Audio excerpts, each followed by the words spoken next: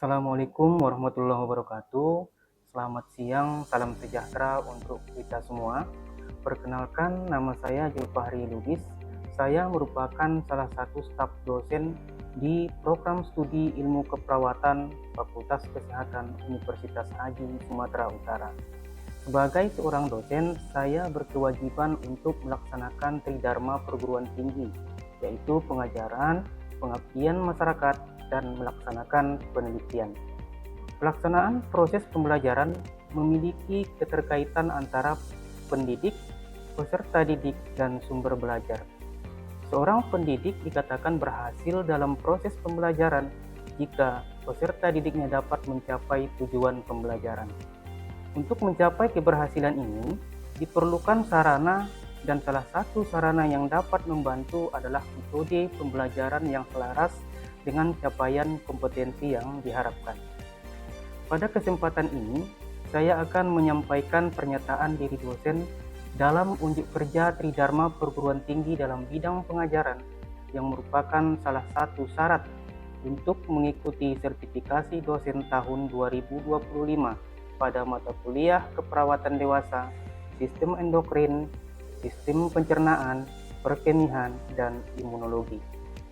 Mata kuliah ini membahas tentang pemberian asuhan keperawatan pada kasus dengan gangguan sistem imunologi, endokrin, perkemihan, dan pencernaan berdasarkan proses keperawatan dengan mengaplikasikan ilmu biomedik seperti biologi, histologi, biokimia, anatomi fisiologi, patofisiologi, ilmu keperawatan medikal bedah, nutrisi, dan rehabilitasi. Mata kuliah ini dengan bobot 4 SKS terdiri dari 3 SKS teori dan 1 SKS praktik yang diajarkan pada semester 4. Pembelajaran dilakukan di kelas dan praktikum di laboratorium. Adapun penyampaian materi pada mata kuliah ini menggunakan pembelajaran active learning. Penerapan metode active learning ke dalam proses belajar dapat meningkatkan motivasi belajar mahasiswa serta mendorong keterampilan berpikir kritis dan pembelajaran secara mandiri.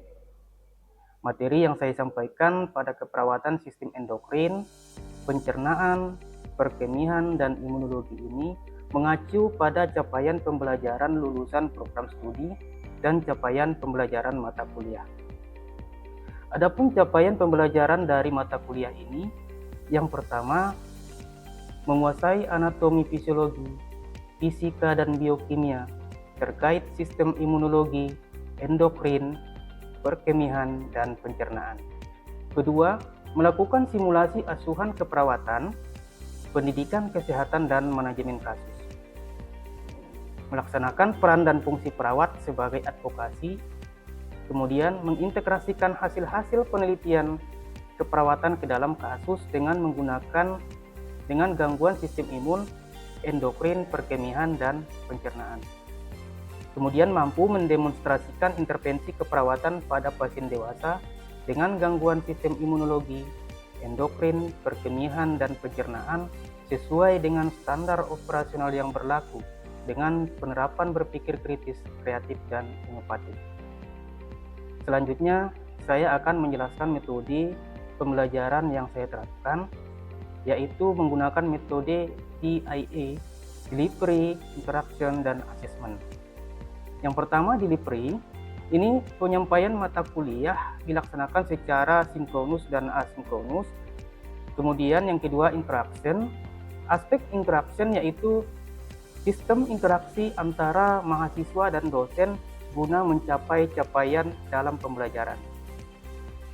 Untuk menciptakan lingkungan belajar yang efektif, interaksi yang saya lakukan di kelas adalah sistem Student Learning Center. Student Learning Center yang saya terapkan yaitu pembelajaran interaktif di kelas, memberikan pemaparan materi, kemudian siswa terlibat langsung dalam proses pembelajaran seperti memberikan pertanyaan dan pendapat mahasiswa terkait materi yang diajarkan. Selanjutnya, pembelajaran ini juga melibatkan mahasiswa dalam kelompok-kelompok kecil untuk membahas satu topik menggunakan small group discussion dan memberikan penugasan kepada mahasiswa. Yang ketiga, aspek asesmen. Untuk menilai ketercapaian tujuan pembelajaran, memberikan umpan balik untuk perbaikan, dan membuat keputusan terkait pembelajaran, maka perlu dilakukan asesmen yang tepat. Metode penilaian yang saya gunakan antara lain: 1. Ujian mid semester 25%, 2. Ujian akhir semester 25%, kemudian praktek laboratorium 20%, sikap 10%, kuis 10%, dan tugas 10%. Demikianlah uraian tentang mata kuliah keperawatan dewasa, sistem endokrin, perkemihan, pencernaan, dan imunologi, dan prosedur perkuliahan yang saya lakukan. Selanjutnya berikut cuplikan perkuliahan di kelas yang saya lakukan. Assalamualaikum warahmatullahi wabarakatuh. Waalaikumsalam warahmatullahi wabarakatuh. Bagaimana kabar hari ini?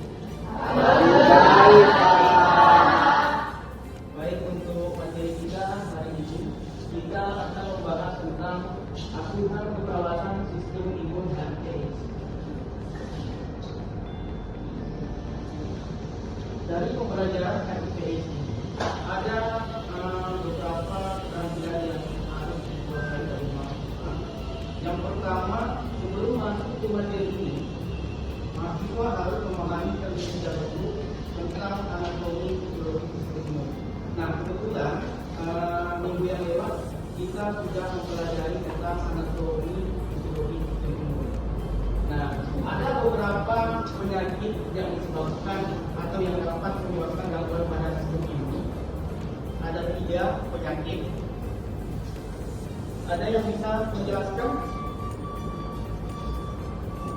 penyakit? Ya, silakan.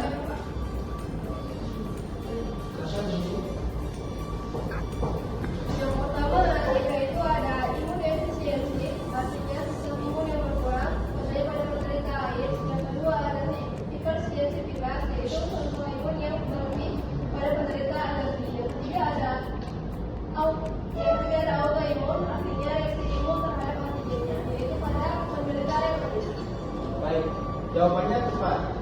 Ada 3 masalah yang dapat memberikan gangguan atau penyakit pada sistem imun. Salah satunya adalah yang akan kita pelajari hari ini, imunodefisiensi, yaitu penyakit yang disebabkan akibat lemahnya sistem imun pada tubuh seseorang.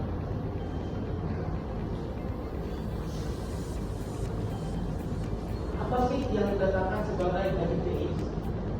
Nah, perlu anda sekalian ketahui bahwasanya HIV dengan AIDS ini berbeda.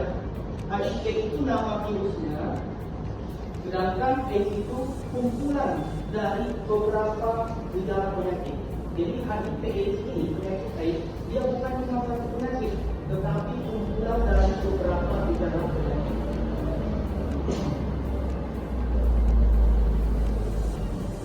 Nah, ada beberapa faktor risiko yang dapat menyebabkan terjadinya HIV/AIDS.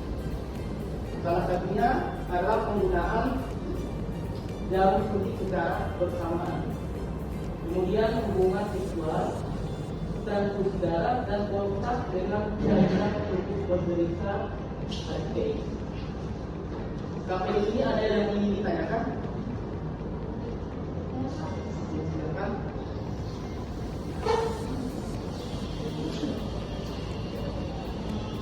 Mengapa HIV/AIDS tidak menular lewat udara? Oke. Kenapa sih HIV/AIDS tidak menular lewat gigitan nyamuk? Tidak menular lewat salaman persentuhan? Kita lihat prinsip penularan. Jadi ada 4 prinsip penularan HIV/AIDS. Yang pertama, harus keluar dulu darah dari penderita HIV/AIDS, kemudian masuk ke dalam jaringan tubuh. Kalau darah penderita HIV/AIDS hanya pada bagian tubuh bagian luar, maka itu tidak menyebabkan terjangkitnya penyakit HIV/AIDS. Prinsip yang pertama namanya exit, keluar dulu darah. Kemudian dia harus survive, harus bertahan. Nah, ternyata virus HIV/AIDS bertahan lama kalau dia keluar dari jaringan tubuh manusia. Contoh, ada pasien yang besar penderita HIV, kemudian darahnya keluar, berinteraksi dengan lingkungan sekitar, dengan udara, dengan cuaca panas. Hanya dalam beberapa hitungan menit sampai dengan jam, virus tersebut mati. Nah, kalau gigitan nyamuk ini hanya sedikit darah yang ada pada nyamuk, kemudian dia sudah berinteraksi dengan lingkungan luar. Kemudian ada prinsip yang ketiga, sufficient, jumlahnya harus cukup. Nah, ternyata dalam gigitan nyamuk itu tidak cukup untuk menggerakkan virus HIV/AIDS. Beberapa konsep menyatakan bahwasanya virus HIV/AIDS itu dapat menularkan apabila ada 200 kopi per mililiter darah. Sedangkan di gigitan nyamuk itu tidak sampai, makanya tidak menular. Kemudian prinsip yang keempat, dia harus enter, artinya masuk dulu virus HIV tersebut ke dalam tubuh orang lain. Kalau dia hanya di bagian tubuh bagian luar, itu tidak akan menyebabkan terjangkitnya HIV/AIDS.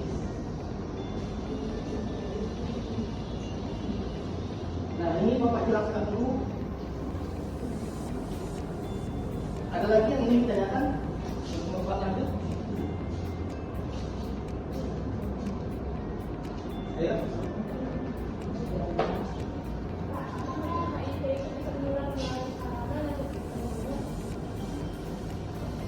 Oke. Kalau melalui gigitan nyamuk tadi karena dia ada prinsip sufficient, harus cukup. Kalau melalui salaman, dia melanggar prinsip enter. Salaman kan tidak menyebabkan masuknya darah penderita HIV di dalam tubuh orang lain, makanya tidak menularkan. Nah, kenapa virus HIV/AIDS tidak bisa disembuhkan? Karena virus HIV ini langsung Ya, jawabannya tepat. Virus HIV/AIDS tidak bisa disembuhkan karena dia menyerang langsung sistem imun tubuh penderitanya. Nah, di beberapa pertemuan yang lewat kita sudah belajar bahwasanya sistem imun itu ada di dalam sel darah putih. Di dalam sel darah putih ada namanya limfosit. Limfosit itu dibagi menjadi limfosit B dengan limfosit T. Limfosit B dibagi menjadi sel T helper, sel T sitotoksik, sel T homogenik, sama sel T regulatory. Nah, yang gambar yang warna yang agak besar itu namanya sel T helper. Yang di atasnya yang warna ungu itu virus HIV. Coba perhatikan, sama persis.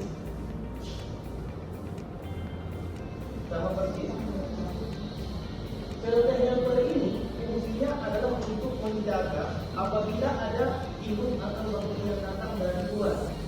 Ketika dia sudah bertemu dengan virus, maka dia akan memanggil sistem imun yang lain untuk menyerang virus tadi. Nah, ternyata sel T helper di sini dipicu oleh virus HIV.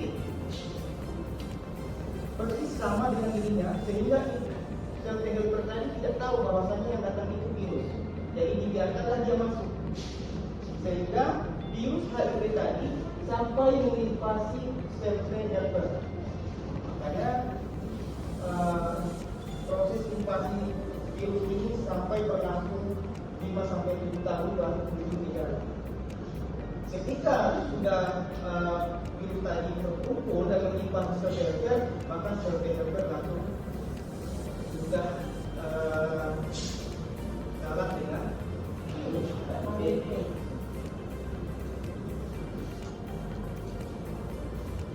Nah, ternyata virus HIV tidak terdapat pada semua bagian tubuh. Virus HIV hanya terdapat pada darah. Nah, ternyata virus HIV tidak terdapat pada semua bagian tubuh. Virus HIV hanya terdapat pada darah, sperma, daerah vagina, sama daerah air susu. Selain yang 4 ini, virus HIV tidak hidup. Jadi dia hanya hidup pada 4 cairan.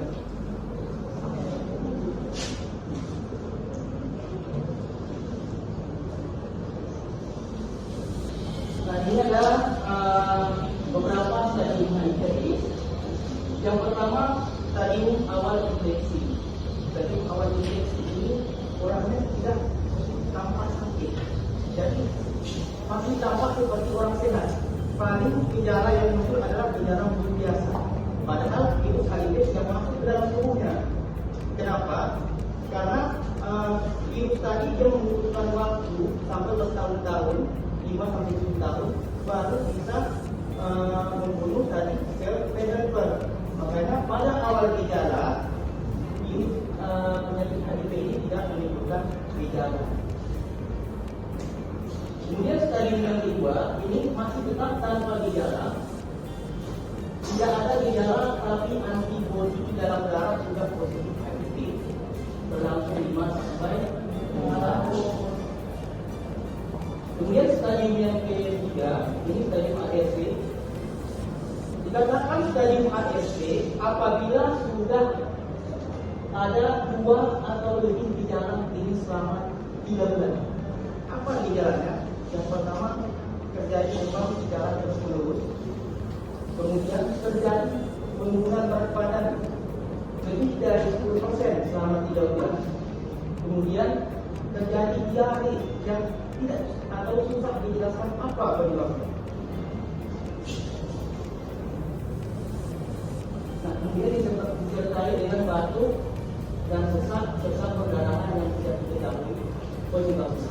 Nah, yang keempat stadium AIDS. Kapan dikatakan terjadi stadium AIDS? Apabila sudah terjadi infeksi oportunistik. Apabila sudah terjadi infeksi oportunistik. Apa yang dikatakan infeksi oportunistik? Infeksi oportunistik itu adalah penyakit yang mengambil kesempatan ketika daya tahan tubuh lemah. Jadi virus HIV itu dia hanya melewatkan sistem imun. Jadi sistem imun ini sudah tidak ada. Maka penyakit yang berdatangan itu namanya infeksi oportunistik. Maka jangan heran kalau nanti merawat pasien HIV di rumah sakit itu biasanya banyak lagi penyakit yang lain diduga dari HIV. Biasanya yang pertama penyakit yang terjadi adalah diri baru. Ketika sistem imun sudah lemah, maka yang pertama muncul biasanya adalah diri baru. Kenapa diri baru? Karena penularannya relatif mudah melalui droplet. Kemudian nanti diikuti oleh penyakit kandidiasis, limfoma, dan pada kondisi kritis nanti akan terjadi sarkoma Kaposi.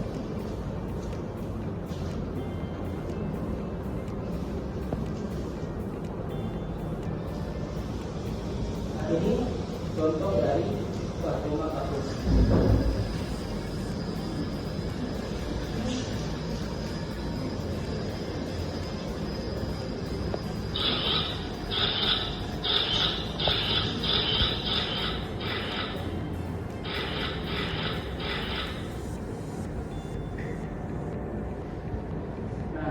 Ada 4 pencegahan cara mencegah HIV. Yang pertama abstinence. Apa artinya? Tidak melakukan hubungan seksual.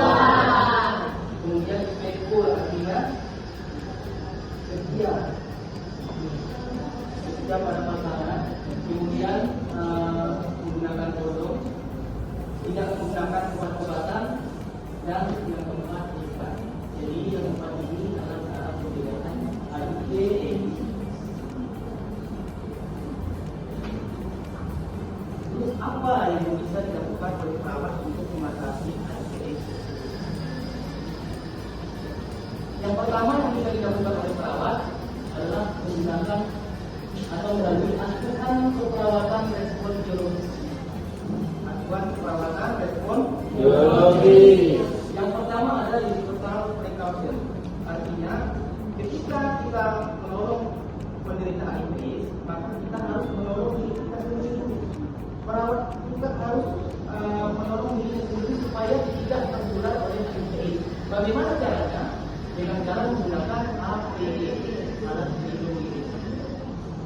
Kemudian yang kedua, sarankan atau ajarkan kepada pasien penderita HIV supaya juga melakukan tata cara supaya tidak menularkan ke orang lain.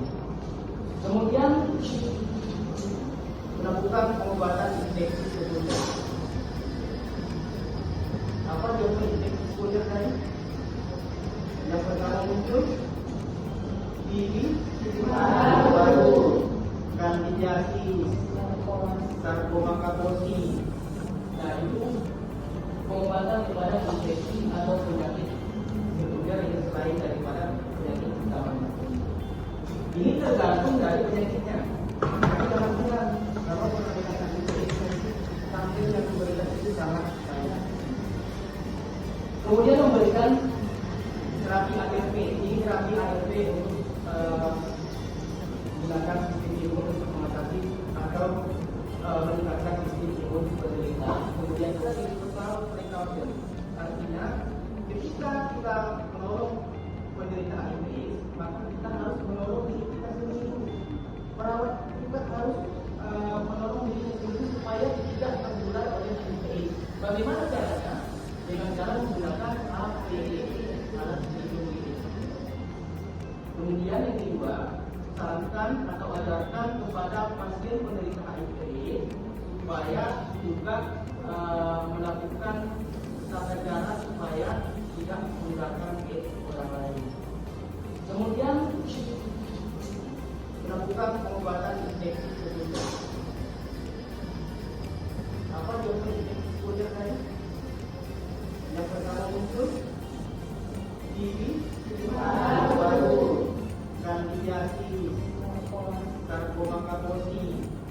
Nah itu pengobatan kepada infeksi atau penyakit sekunder yang selain daripada penyakit utamanya. Ini tergantung dari penyakitnya. Tapi jangan bilang kalau penyakit infeksi tampil yang diberikan itu sangat banyak. Kemudian memberikan terapi ARV. Ini terapi ARV untuk menggunakan sistem imun untuk mengatasi atau meningkatkan sistem imun penderita. Kemudian memberikan nutrisi dan mengajarkan aktivitas dan istirahat. Sampai di sini ada yang ingin ditanyakan? Baik, kalau tidak ada lagi materi